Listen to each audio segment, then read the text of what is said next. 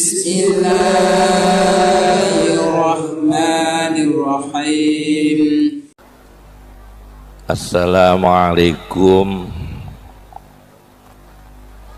warahmatullahi wabarakatuh.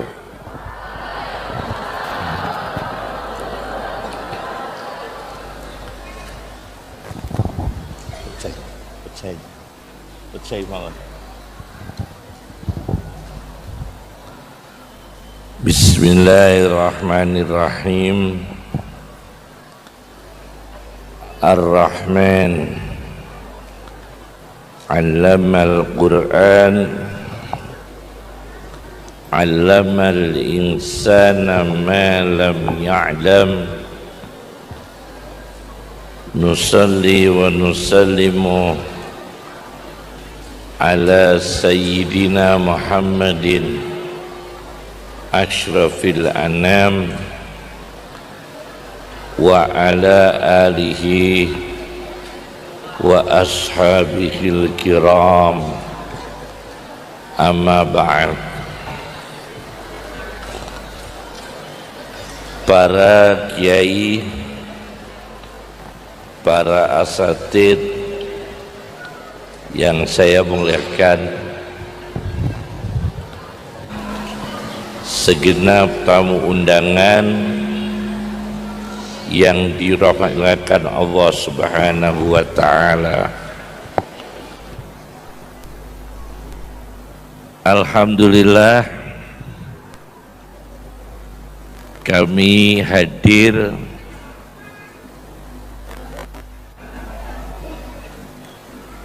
dulu.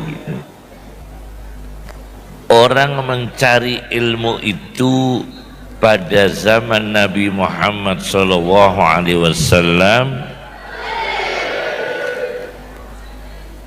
disebutkan di dalam usul fikih syarah Jam'ul Jawami' Hasyah Al-Attar, bahwa pada zaman Nabi itu orang tidak belajar ilmu nahwu, tidak belajar ilmu sharaf, tidak belajar ilmu balaghah, tapi begitu ketemu Nabi ada nurun nubuah kekuatannya. Begitu ketemu Nabi pakainya nurun nubuah, cahaya Nabi, langsung menjadi alim. Jadi sahabat Nabi itu kalau ketemu Nabi langsung alim, namanya nurun nubuah. Meskipun tidak belajar nahwu sharaf, lahir kecil, masih kecil, Abdullah bin Abbas masih kecil, Abdullah bin Umar masih kecil, kemudian Ali bin Abi Thalib, Hasan Hussein, begitu ketemu Nabi langsung alim. Kecepatan itu karena kealimannya itu pengaruh nurun nubuah. Sumbernya ilmu dari cahaya Nabi. Oleh karena itu, ulama yang bisa mimpi bertemu Nabi itu mempercepat kealimannya. Jadi orang mimpi bertemu Nabi yang sebenarnya. Jalaluddin As-Suyuti yang mengarang Al-Jami'us Shaghir, mengarang Al-Ashbah wan Nadhair, mengarang sejarah Kairo dan Mesir, yaitu Husnul Muhadarah, Husnul Muhadarah, Husnul Muhadarah fi apa itu baya fi ahbari Misra wal Qahirah, Husnul Muhadarah karya Imam Suyuti. Beliau dikatakan di situ, Imam Suyuti itu kalau kesulitan ilmu mengetahui hadis, beliau tanya langsung kepada Nabi. Imam Suyuti ketemu Nabi langsung, dengan izin Allah dipertemukan dengan Nabi dan ditanya kepada Nabi apakah ini hadis atau bukan hadis. Jadi ilmunya langsung dari cahaya Nabi, namanya Nurun Nubuwah. Yang kedua, ada orang berilmu, alim, dapat ilmu karena nurul hissi, cahaya panca indera. Orang dapat ilmu dari cahaya panca indera. Adik-adik diajarkan ilmu pengetahuan alam, diajarkan kimia, diajarkan fisika, ke laborat ya, misalnya laborat ya, praktikum. Nah itu pasti ilmunya melalui ilmu nurul hissi, cahaya panca indera, tentang sinar, tentang cahaya, tentang rumus kimia, tentang tambang, tentang H2O, CO, kemudian rumus-rumus kimia yang lain. Pasti itu ilmunya melalui panca indera. Apalagi kalau ilmu mempelajari tentang atom. Adik-adik tahu bahasa Arabnya atom? Atom? Apa bahasa Arabnya atom? Zarrah. Apa? Zarrah. Iya. Silakan dibaca dalam kitabnya Imam Sobuni, Syekh Ali As-Sobuni, dalam kitab ilmu Al-Quran, At-Tibyan fi ulumil Quran, bukan At-Tibyan fi adabi hamalatil Quran, fi ulumil Quran, karya As-Sobuni. Faman ya'mal misqala dzarratin khairan yarah wa man ya'mal misqala dzarratin syarran yarah. Inna Allaha la yadrimu misqala dzarrah. Itu dzarrah dimaknai atom. Atom itu bom atom itu, atom nuklir itu dzarrah. Adik-adik tahu bahasa Arabnya nuklir? Bahasa Arabnya nuklir Nawawi. Apa nuklir bahasa Arabnya? Nawawi. Jadi kalau ada Pak Nawawi itu Pak nuklir ya. Ada orang yang namanya Nawawi itu Pak nuklir. Jadi kalau bom nuklir apa? Zarrah Nawawiyah ya, bom atom nuklir namanya Zarrah Nawawiyah. Kalau bom itu bahasa Arabnya kumbulah. Bahasa Arabnya bom apa? Kumbulah. Itu bom nuklir Nawawi. Atom zarrah itu atom. Kemudian listrik bahasa Arabnya listrik tahu? Kahroba apa? Kahroba itu listrik. Jadi listrik bertenaga nuklir, kahroba nawawiyah. Listrik nuklir, kahroba nawawiyah. Nah, itu para ilmuwan mempelajari semua itu dengan cahaya indrawi. Namanya nurul hissi, cahaya indrawi. Siapakah mereka yang mempelajari? Ada dokter muslim Ibnu Sina. Ibnu Sina terkenal dengan kedokteran, ya, ilmu kedokterannya. Kitabnya Ibnu Sina namanya Al-Qanun Fit-Tib. Al-Qanun Fit-Tib itu ilmu kedokteran karya Ibnu Sina. Kemudian sosiologi Islam, antropologi Islam. Siapakah yang ahli antropologi? Siapakah yang ahli sosiologi Islam? Ialah Ibnu Khaldun. Siapa? Ibnu Khaldun, pengarang kitab Muqaddimah Ibni Khaldun. Kemudian penjelajah dunia, bukan Columbus dalam Islam. Islam punya penjelajah dunia namanya Ibnu Battutah. Namanya Ibnu Battutah. Itu penjelajah dunia.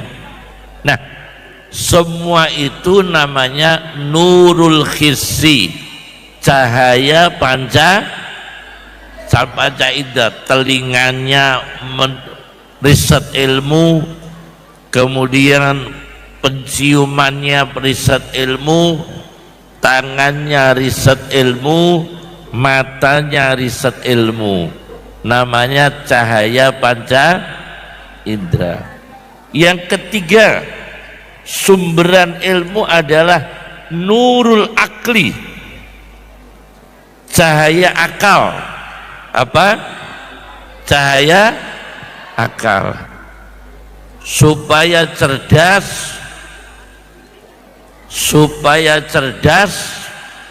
cahaya akalnya supaya cerdas gimana? Sepertiga malam terakhir baca Quran. Sepertiga malam terakhir baca Quran, tahajud, kemudian baca Quran, kemudian menghafal. Karena itu waktu untuk mengencerkan otak. Sepertiga malam terakhir ini yang dipakai riset-riset Zionis. Ini saya sampaikan, riset-riset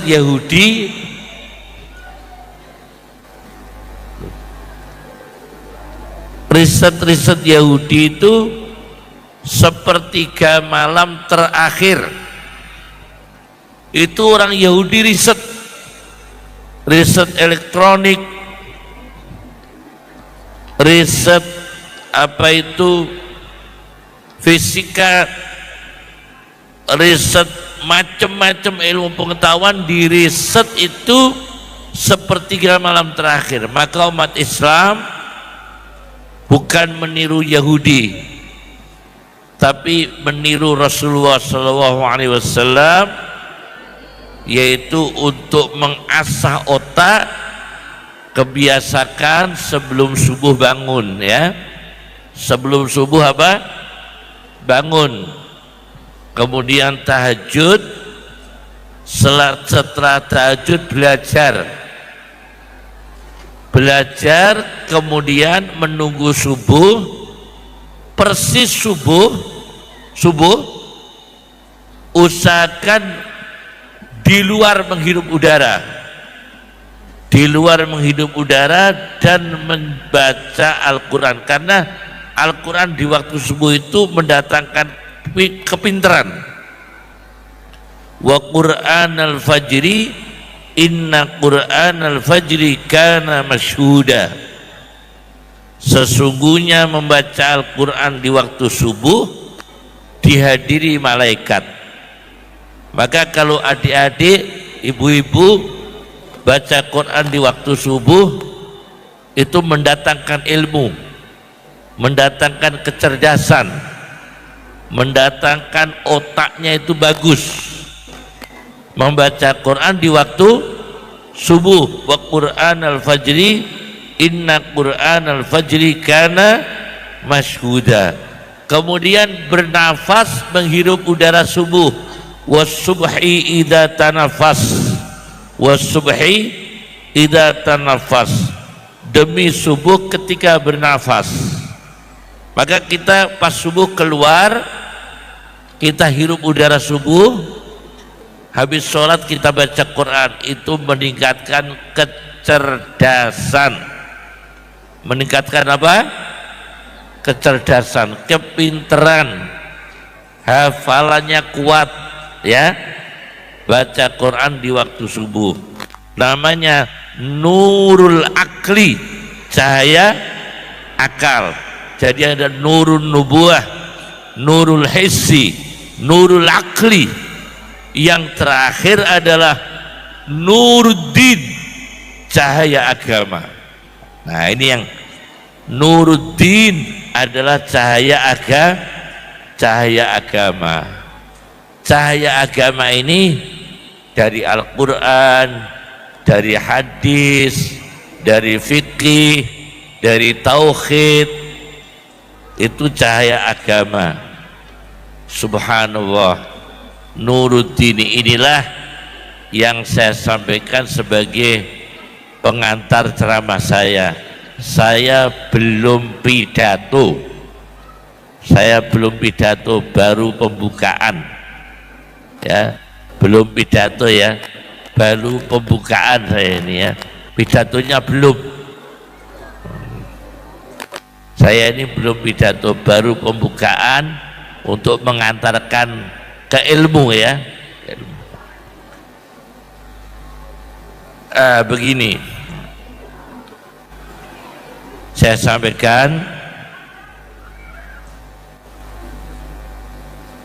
kalau orang itu sudah pakai 4 cahaya itu, cahaya Nabi, cahaya indrawi, cahaya akal, cahaya agama, 4 ini dipakai,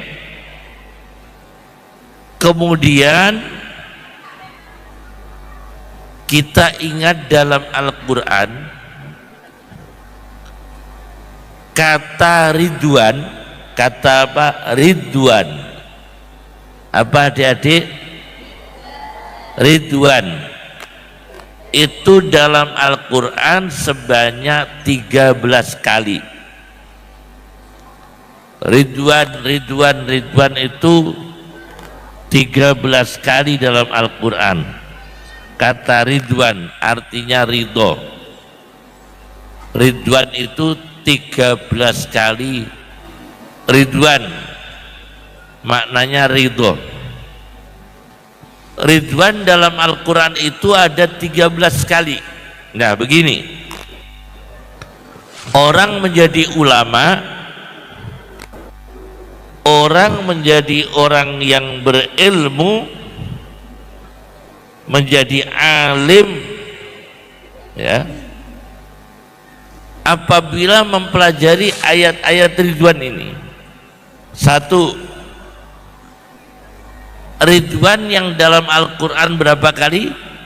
13 kali. Itu ada ridho Allah digabung dengan rahmat. Birahmatim minhu wa ridwan. Ada lagi digabung dengan takwa. Ala taqwa minallahi wa ridwan. Ada lagi digabung dengan maghfirah. wa maghfiratum minallahi wa ridwan. Ada lagi digabung dengan fadlan minallahi wa ridwana. Ada lagi yang tidak digabung, wa ridwanum minallahi akbar, begitu.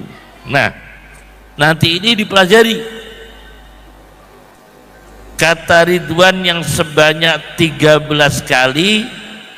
Ada yang digabung dengan kata rahmat, birahmatim minhu wa ridwan, mendapatkan rahmatnya Allah dan ridhonya Allah. Gimana? Orang alim, orang berilmu itu harus punya rahmat, sifat kasih sayang. Kalau orang berilmu tidak punya kasih sayang, itu tidak bisa menjadi guru, tidak bisa menjadi kiai, tidak bisa menjadi muallim, tidak bisa menjadi ustadz, tidak bisa menjadi dosen yang sebenarnya, karena tidak punya sifat kasih sayang. Ini soalnya penting sekali. Ada satu ulama ini mengajarnya dengan kasih sayang. Subhanallah, subhanallah. Muridnya yang bodoh itu dia sabari. Muridnya itu bodoh, tapi karena gurunya kasih sayang mengantarkan mereka menjadi alim. Tapi sebaliknya, muridnya ini mestinya pinter, tapi tanpa kasih sayang membawa murid yang pinter ini menjadi bodoh. Ini pengaruh kasih sayang guru. Kasih sayang pada diri sendiri, karena itu ridhonya Allah, birahmatim minhu wa ridwan, rahmatnya Allah dan ridhonya Allah. Nah, yang kedua, dalam Al-Quran ada ala taqwa minallahi wa ridwan. Takwa dan ridhonya Allah. Yang pertama apa? Rahmat dan ridhonya Allah. Yang kedua, takwa dan ridhonya Allah. Ada orang pinter tidak takwa, orang pintar tidak takwa, bahaya Pak, bahaya. Suatu ketika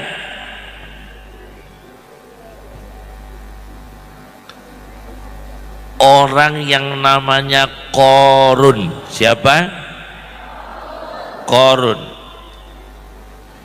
itu di dalam tafsir Al-Alusi, tafsir Ruhul Ma'ani karya Al-Alusi, Qarun itu ahli kimia. Qarun itu ahli apa? Kimia. Orangnya sugih, membuat emas. Saking kayanya Qarun ini sampai iri hati dengan Nabi Musa karena kaya, sementara Nabi Musa itu hidupnya miskin. Maka dia iri hati, Musa yang menjadi tokoh, dia menjadi ilmuwan kaya raya. Jadi Nabi Musa itu nabi berhadapan dengan ilmuwan yang kaya raya, yaitu Qarun.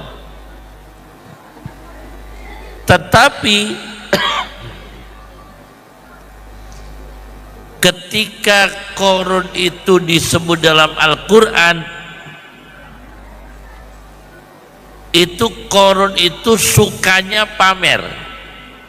Fa kharaja ala qaumihi fi zinatih, yaitu dia keluar di tengah-tengah kaumnya memamerkan perhiasan. Kalau sekarang suka pamer mobil mewah, suka pamer baju mewah, suka pamer HP yang mewah, suka pamer jam tangan mewah, suka pamer sepatu yang mewah. Itu karakter Qarun. Jadi fi zinati, dia keluar bawa perhiasan-perhiasan. Nah, ketika Qarun itu melawan tokoh agama bernama Musa, Qarun ini yang dibanggakan itu adalah ilmu yang disombongkan. Dia nggak bilang sombong kekayaannya, tapi sombong ilmunya. Kata Qarun dalam Al-Quran, innama utituhu ala ilmin indi. Innama utituhu ala ilmin indi. Aku dapat kekayaan ini karena ilmuku. Aku menjadi kaya ini karena ilmuku. Aku menjadi pengusaha karena ilmuku. Karena aku S1, S2, S3 menjadi kaya. Nah, Qarun sombong. Nah, karena sombong inilah Qarun akhirnya menjadi ilmuwan yang tidak takwa.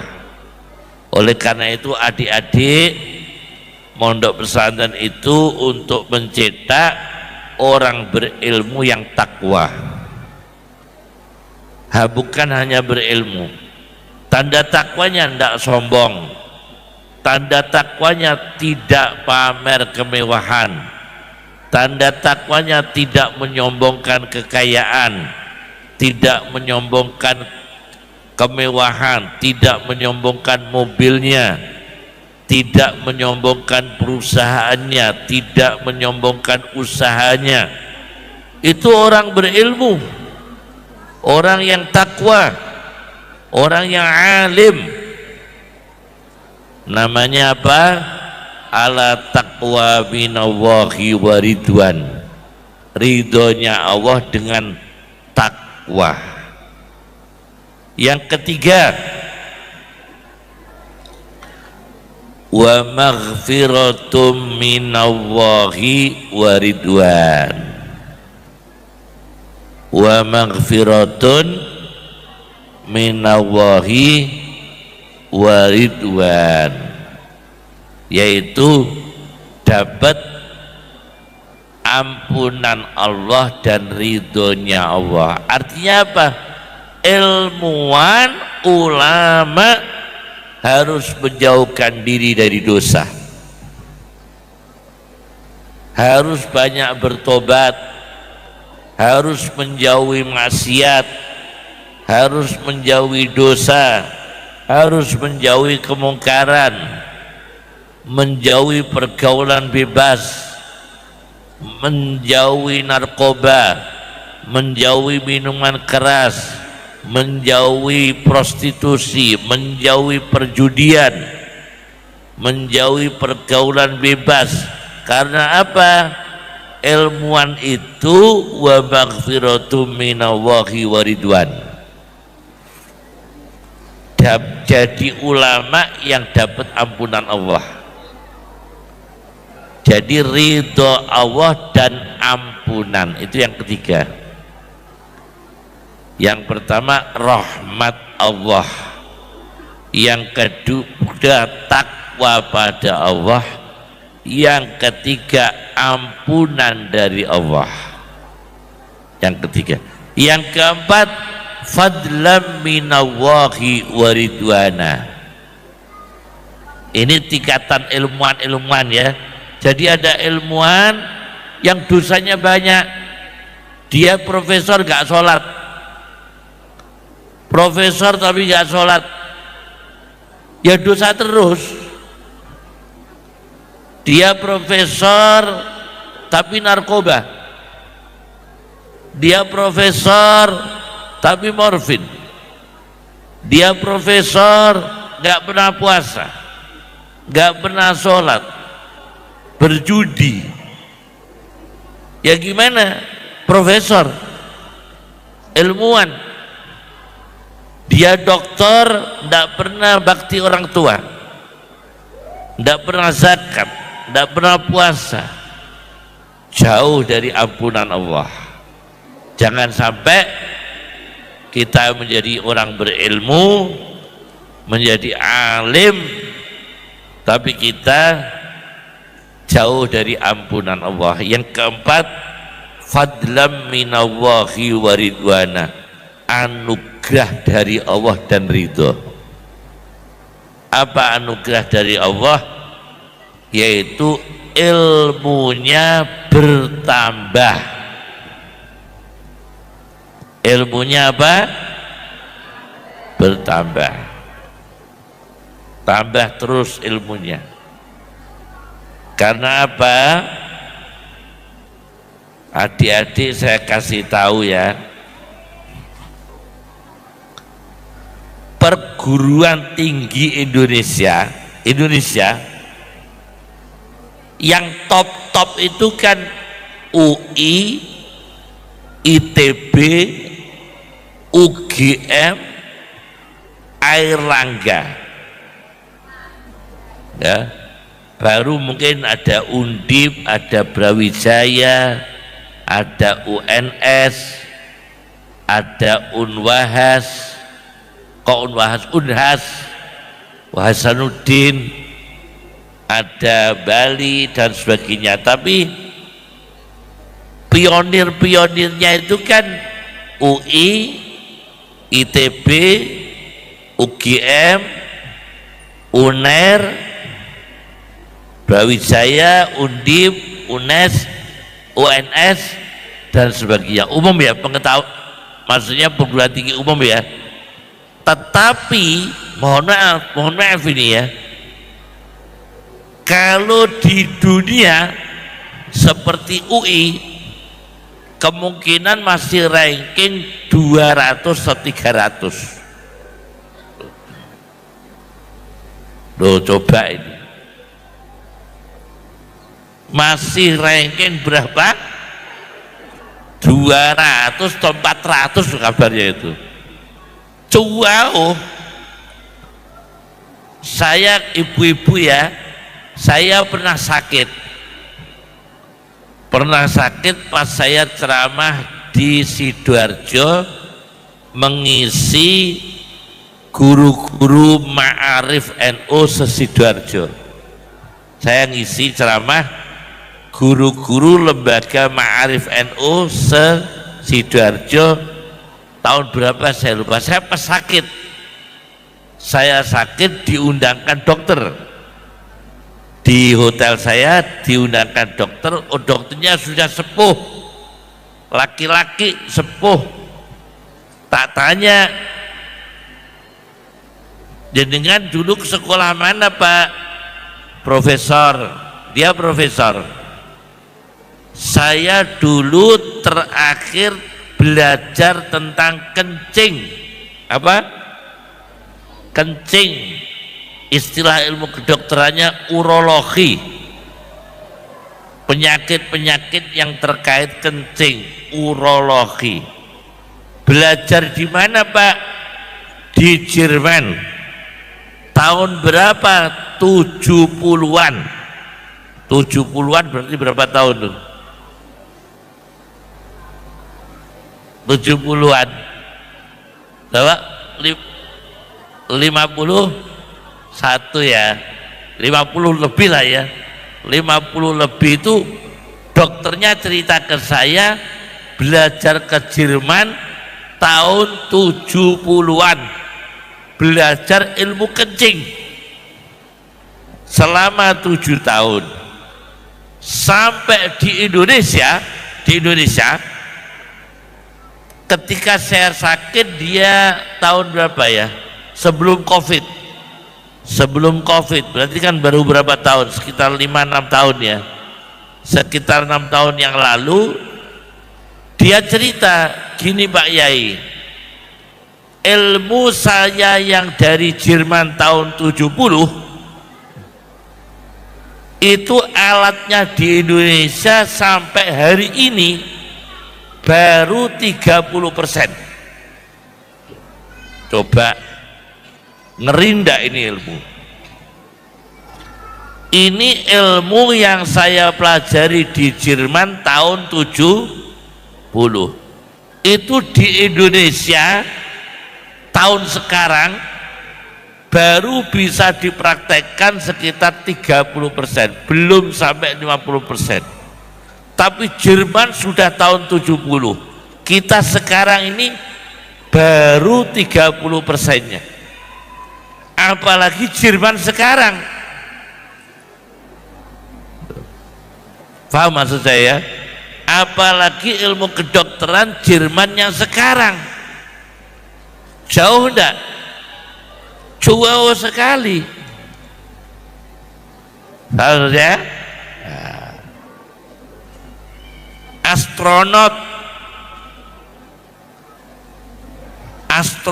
itu di Indonesia pernah pada zaman Pak Harto disekolahkan. Pratiwi siapa? Pratiwi ya, tapi nggak lulus kalau nggak salah. Ibu Pratiwi pinter, orang pinter ini. Sampai sekarang Indonesia belum punya astronot. Sampai sekarang. Cina sudah, India sudah, apalagi negara-negara Eropa. Pakistan sudah. Loh, India itu sudah punya astronot, kita belum punya astronot. Paham maksud saya? Nah, oleh karena itu kira-kira sampai kiamat berarti kita ya semakin jauh mungkin ya sampai kiamat.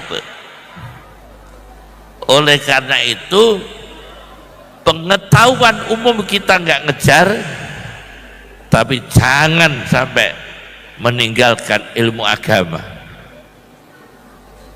karena ilmu agama itu membawa keselamatan dunia dan akhirat. Paham ya? Ilmu agama membawa keselamatan dunia akhirat. Kalau ilmu-ilmu itu kita nggak ngejar, Indonesia nggak ngejar, insya Allah nggak terkejar, masih jauh. Ketika bom Hiroshima dan Nagasaki itu ilmu pengetahuan tentang bom nuklir, bom atom tidak boleh diajarkan. Tahun 1954 ingat saya, 1954 penjenenganipun Pak Baikuni itu orang Indonesia, pas belajar di Amerika, pas ada peraturan internasional, ilmu atom mulai boleh diajarkan. Oleh karena itu Pak Baikuni orang yang pertama ahli atom di Indonesia. Dan beliau bukan lulusan SMA, tapi lulusan aliyah, MTS dan sebagainya, santri, lulusan madrasah. Pak Baikuni itu lulusan apa? Madrasah. Orang ahli atom pertama di Indonesia itu lulusan madrasah. Subhanallah. Ya. Jadi maka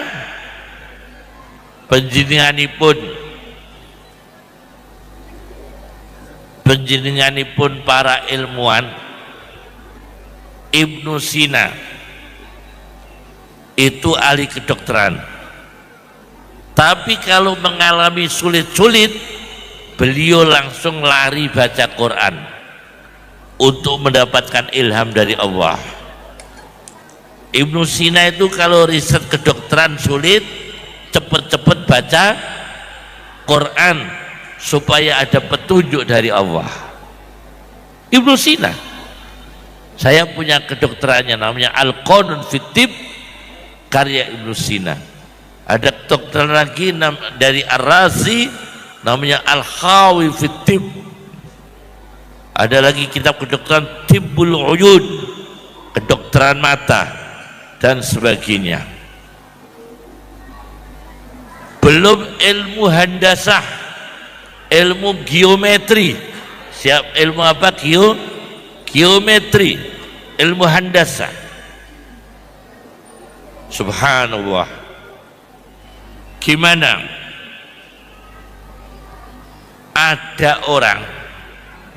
Ada orang ilmuwan namanya, ingat saya itu siapa dulu dia, namanya itu Ar-Razi. Siapa? Ar-Razi, terkenal dengan Fakhruddin Ar-Razi. Fakhruddin Ar-Razi itu mengarang kitab Mafatihul Ghaib Ar-Razi, mengarang kitab Al-Matalibul Aliyah Ar-Razi, mengarang kitab Al-Mahsul fi Ilmil Usul Ar-Razi dan sebagainya. Beliau cerita, Al-Razi mufassir, ahli tafsir. Ar-Razi usuli, ahli usuluddin. Ar-Razi mantiki. Ar-Razi muhandis, insinyur. Ar-Razi falaki, ahli astronomi. Ar-Razi tabib, dokter.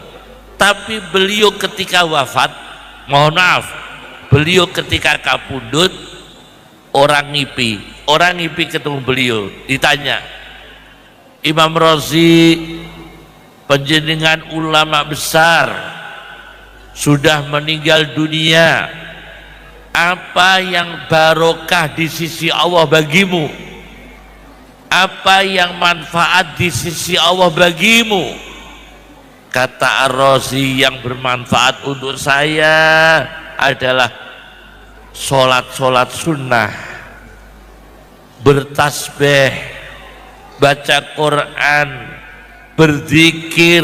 Itu yang bermanfaat bagi saya setelah mati. Subhanallah, beliau itu ilmuwan besar, ulama besar dunia. Begitu kapundhut ditanya, orang ketemu lewat mimpi, yang manfaat untukmu apa Ar-Razi setelah meninggal dunia? Bukan ilmuku, bukan astronomi, bukan kedokteranku, bukan tafsirku, bukan teologiku, bukan ilmu filsafatku, tetapi yang bermanfaat bagi saya adalah sholat sunnah, berzikir, bertasbih, wiridan, mendekatkan diri kepada Allah Subhanahu wa ta'ala. Itu yang manfaat langsung di sisi Allah. Oleh karena itu adik-adik, meskipun kita diberi ilmu macam-macam oleh Allah, tapi jangan lupa sholat sunnah, berzikir, bertasbih, baca Quran, karena nanti di sisi Allah setelah kita meninggal dunia, itu yang mengantarkan kita selamat di sisi Allah. Tidak mengandalkan ilmunya.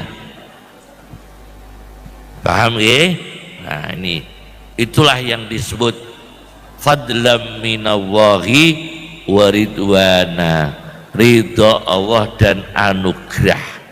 Ridha Allah dan anugerah.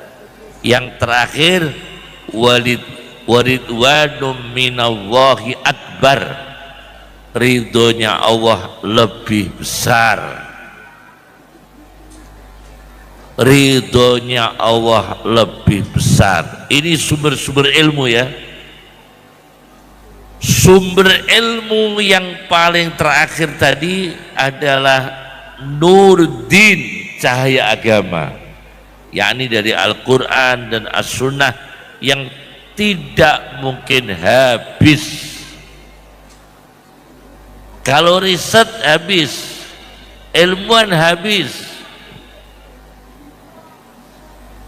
Dokter misalnya, insinyur, bikin apa ya, bikin macam-macam. Ada Indonesia ini mau bikin mobil bertenaga surya, akhirnya ya cuma surya, nggak ada tenaganya, rokok surya ya. Dia mau bikin mobil bertenaga surya, ya akhirnya malah rokok surya, nggak jadi buat mobil. Tapi alhamdulillah di Indonesia ini orang pinter-pinter mayoritas muslim dan putra-putra santri, putra-putra kiai, putra-putra ustadz, putra-putra ustadzah, ustadz, dan para guru. Banyak anak-anaknya yang pinter, banyak anak-anaknya yang pinter, dari alumni santri, alumni pondok, banyak yang pinter-pinter. Yang megang ilmuwan-ilmuwan sekarang banyak alumni santri, entah itu kedokteran, entah itu teknologi, entah itu astronomi, entah itu fisika, banyak alumni santri. Banyak alumni santri, tinggal dekatnya kepada Allah, ridhonya Allah. Dengan apa? Ibadah sunnahnya, berzikirnya, menjaga akhlak, menjaga kesopanan. Subhanallah, subhanallah. Saya dulu banyak belajar ilmu, banyak belajar ilmu. Saking banyaknya yang saya pelajari, saya pernah dapat skors dari bapak saya, tidak boleh membaca kitab di perpus karena sudah terlalu banyak yang dibaca. Saya pernah 1 tahun oleh abah saya disuruh berhenti, sudah jangan belajar lagi, jangan belajar lagi, terlalu banyak nanti kaken. Itu pernah saya 1 tahun, sudah cukup. Saking banyaknya yang saya pelajari. Dulu ketika saya keluar SD, Mbah Sahal Mahfud itu ke rumah saya, Mbah Sahal Mahfud Kajen. Waktu itu belum Rais Am, masih Suriah NU Jawa Tengah ya. Sebelum siapa itu? Sebelum Mbah Maimun, ya kan saya. Mbah Maimun dulu itu Mbah Sahal dulu, atau sebelum Kiai Amin Soleh? Apa? Gimana? Mbah Sahal ini? Mbah Sahal ke rumah saya sama ayah saya. Mbah Sahal dibilang gini, Hal, saya masih ingat di depan saya, Hal, abah saya kalau manggil Mbah Sahal itu Hal, iku kan ya, punakmu ulang kue ya, punakmu maksudnya saya, karena Mbah Sahal itu sama ayah saya adik, yang ibu saya kan Mbak Yu kandung.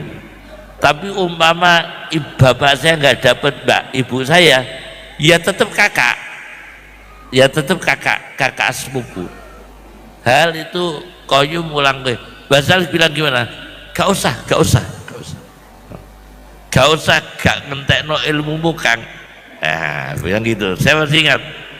Ben ngaji karo jenengan Kang, gak ngarah ngentekno ilmumu. Saya masih ingat. Akhirnya yang gak jadi mondok Mbah Sahal, karena dilarang Mbah Sahal sendiri.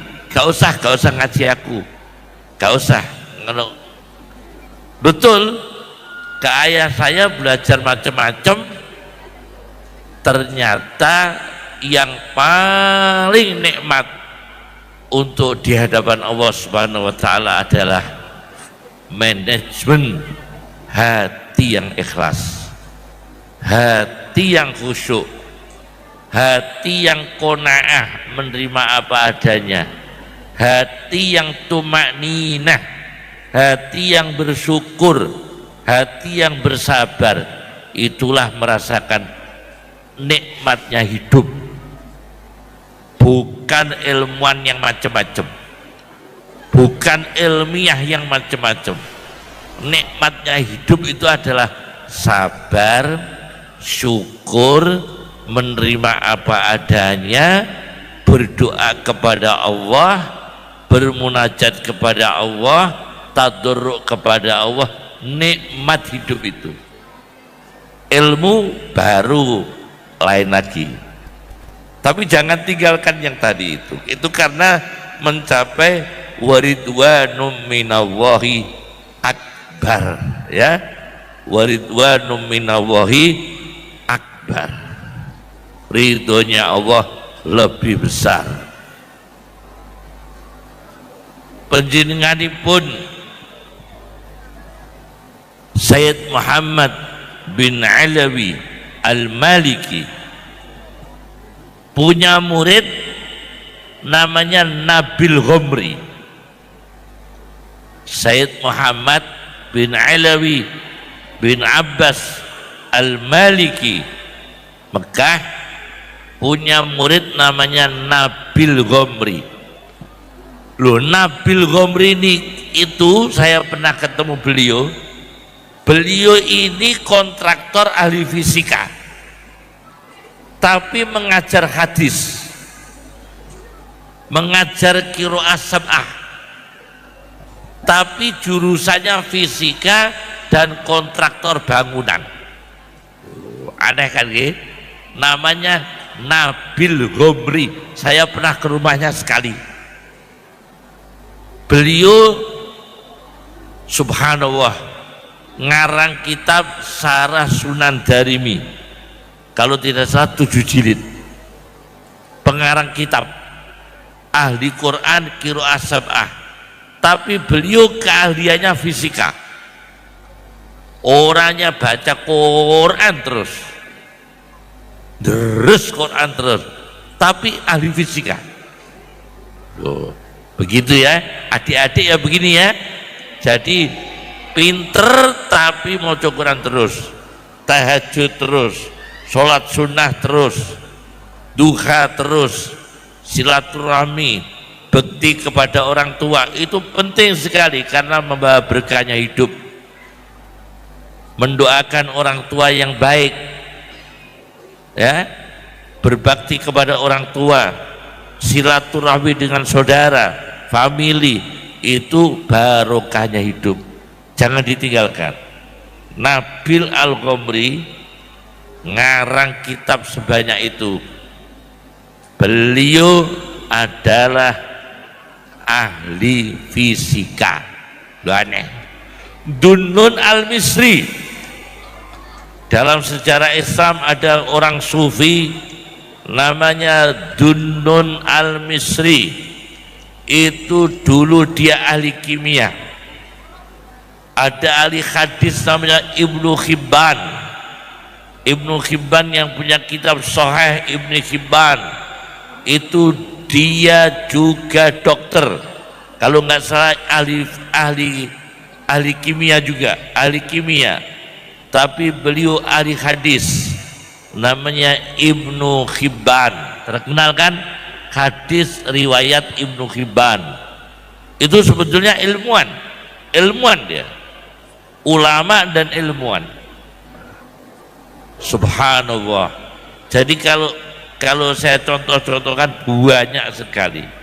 Ini saya akan membawa anak-anak berilmu, capaian-capaiannya rahmatim minhu waridwan, taqwa minallah waridwan, maghfiratum wa maghfiratum minallah wa ridwan, fadlan minallah wa ridwan, wa ridwana, wa ridwanum minallahi akbar.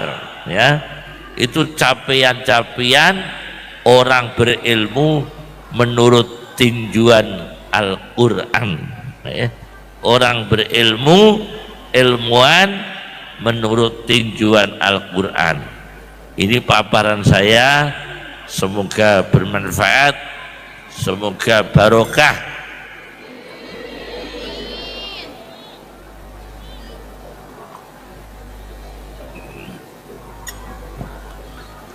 Saya ijazahkan doa untuk belajar ilmu, doa yang sangat penting, yaitu dulu kalau orang belajar ilmu ya itu baca doanya tuh macam-macam, tapi yang saya terima itu ada satu doa yang mudah diamalkan.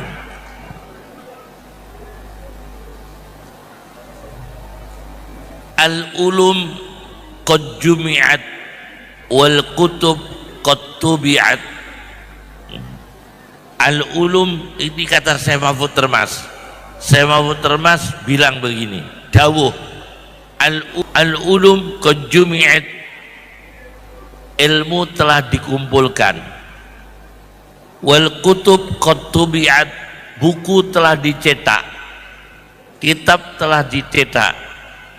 Terus subhanaka la ilma lana illa ma 'allamtana innaka antal alimul hakim. Daya, tapi ucap itu dulu ya. Al-ulum qad jumi'at wal kutub qad tubi'at subhanaka la ilma lana illa ma 'allamtana innaka antal alimul hakim. Moga-moga dapat ilmu yang barokah. Jadi saya tekankan, kalau ngejar-ngejar ilmu umum ndak nutut sama dunia. UI masih nomor 300 dan 400, ndak nutut, apalagi yang kuliah cuma satu minggu itu masih jauh itu ya. Yang ini yang UI yang tenanan itu ya, Masya Allah, masih ranking 300 berapa saya nggak tahu, 250 apa. Subhanallah, subhanallah. Saya punya teman sampai sekarang masih ikut, masih orang dekat saya. Beliau ikut sama, astagfirullahaladzim, punya guru penasihat NASA.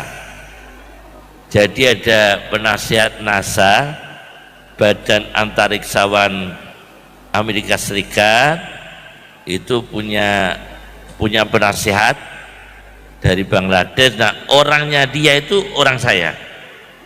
Orangnya penasihat NASA itu orang dekat saya. Nah, jadi saya dapat informasi perkembangan itu langsung ya. Semoga barokah ya, semoga barokah ya.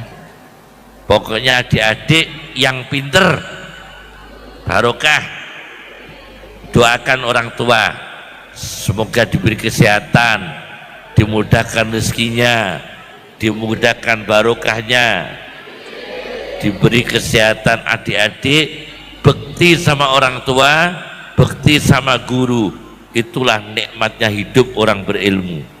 Jangan cuma berilmu, ndak enak. Orang cuma berilmu ndak sopan, itu ndak enak. Cuma berilmu tidak tata krama di masyarakat, ndak terhormat. Cuma berilmu dia hidupnya ndak ibadah, sombong, ndak rezekinya nggak halal, ndak terhormat. Cuma berilmu ndak terhormat, paham ya? tidak terhormat. Sudah banyak orang berilmu itu, sudah banyak. Sudah banyak orang berilmu ya. Cukup semoga barokah 1 jam persis. Allahumma akhdina bil ilmi wa zayyinna bil hilmi wa akrimna bit taqwa wa jamilna bil afiyah. Allahumma kunna wa la takun alaina biyadikal khair innaka ala kulli syai'in qadir. Sallallahu ala Muhammad sallallahu alaihi wasallam wa akhiru da'wana alhamdulillahi rabbil alamin. Assalamualaikum warahmatullahi wabarakatuh.